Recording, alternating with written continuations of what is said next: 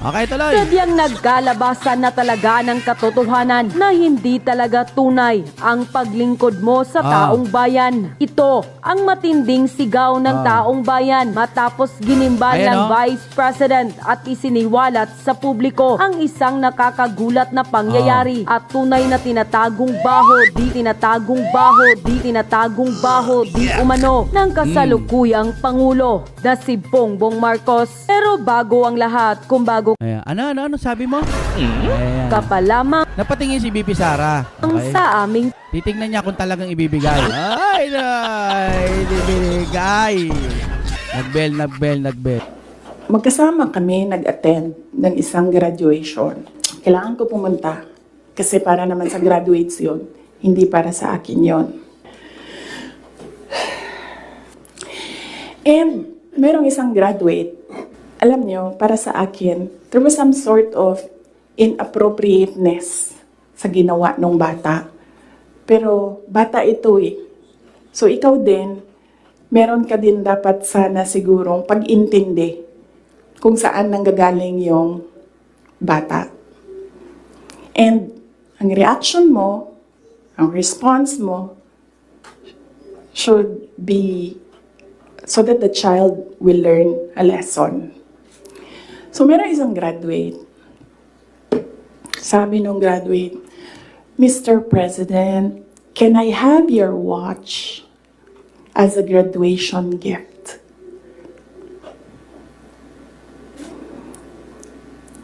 And narinig ko, tabi ako, di ba? Narinig nung katabi ko. Narinig nung katabi ng katabi ko.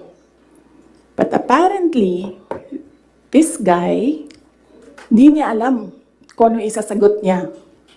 So, ang ginawa niya, pinaulit niya sa bata. What did you say? So, this time, syempre bata, hindi niya alam ba saan yung inulit ng bata, louder this time. Mr. President, can I have your watch as a graduation gift? Nasagot niya, why? Why will I give you my watch? At that point, may sakit na ako. I wasn't feeling very well. Nandun lang ako, nakakatayo ako doon kasi may gamot ako. Gusto ko tanggalin yung ulo niya ba?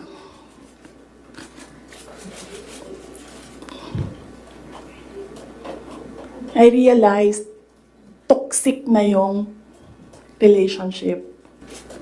And it did not help na itong dalawang katabi ko, tumawa pa. Pinagtawanan pa nila yung bata. And I saw the humiliation sa face ng bata. I wanted to help him. Gusto ko sabihin sa kanya, itong relo ko na lang, relo ito ng Vice President, ito relo ng Presidente, pero I hope this will do. And then I realized na baka mas lalong mapahiya yung bata if I do that. So I just imagined myself cutting his head.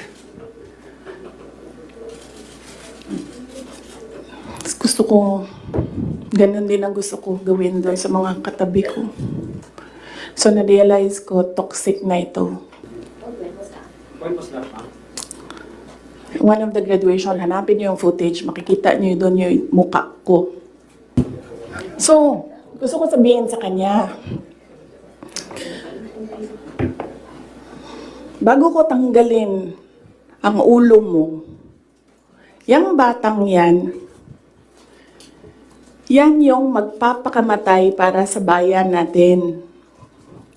Nag-aral yan ng 4 na taon, naghirap yan ng 4 na taon, walang tulog araw-araw para mag-training kasi mamamatay yan para sa bayan natin. Yan yung batang yan, ang mapuputulan ng daliri diyan sa fiasco ninyo sa West Philippine Sea. And then, I'll cut his head. So, noon, na-realize ko, toxic na, di ba? Ganyan na yung ganyan na yung imagination mo. Ang imagination mo, sinasakal mo na yung tao. And then I Narito ang said, full video na dapat This is malaman over. ng taong bayan at ayaw itong ipalabas ng bayarang media. Oo Na naman, ba't ilalabas ng bias media yan? Putik ng mga bias media yan. Duro mo nag-aaral ka, no? Tapos ibabalita mo fake news. Kung hindi naman kaya, ayaw mo magbalita ng katotohanan kasi nga bayad kayo, no? Ay, what a F. tiyak na magpapaiyak at gigimbal sa mga ilang buayang mambabatas at Yes. mga loyalistang hanggang ngayon ay bulag pa rin sa katotohanan. Actually, hindi sila bulag. Talagang bayad yung iba at yung iba may mga parang something grupo na hindi sila pwedeng tumiwalag. May mga sinumpaan silang kailangan nilang suportahan. Mga ganon. Maiintindihan natin yon mga kapatid. So wala na, hinahawakan na sila sa leeg. Wawa man kayo. Wala gusto nyo yan no? Yung iba, ay nako sabi ko sa inyo, yung iba talagang gusto nang lumipat. Gusto nang bumitaw, ngunit hindi makabitaw. Hanggang sa hindi na lang sila nag-vlog. Diba? Wala na, change name na.